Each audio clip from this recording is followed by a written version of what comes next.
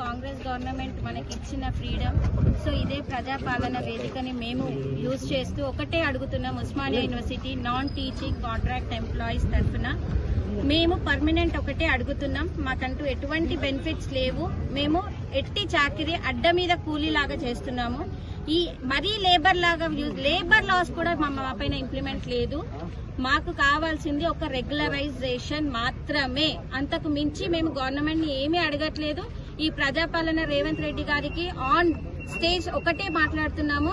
మీరు వచ్చే ఈ డిసెంబర్ ఈ 7th of December 2025 non teaching contract employees కోసం అదే వేదిక పైన అంత పెద్ద సభలో ఈ నాన్ టీచింగ్ కాంట్రాక్ట్స్ ఉద్యోగులందరినీ రెగ్యులరైజ్ చేస్తున్నాను అని ఒక్క హామీ, గట్టి హామీ ఇవ్వడానికి మా వంతు మేము ఒకటే ఎక్స్పెక్ట్ చేస్తున్నాం అంత సీఎం నుంచి. అంతకు మించి ఏం లేదు. Thank you.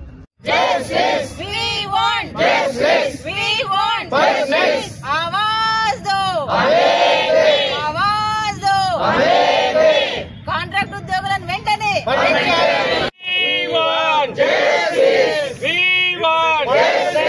Non teaching contract ఉద్యోగులను వెంటనే నాన్ టీచింగ్ కాంట్రాక్ట్ ఉద్యోగులను వెంటనే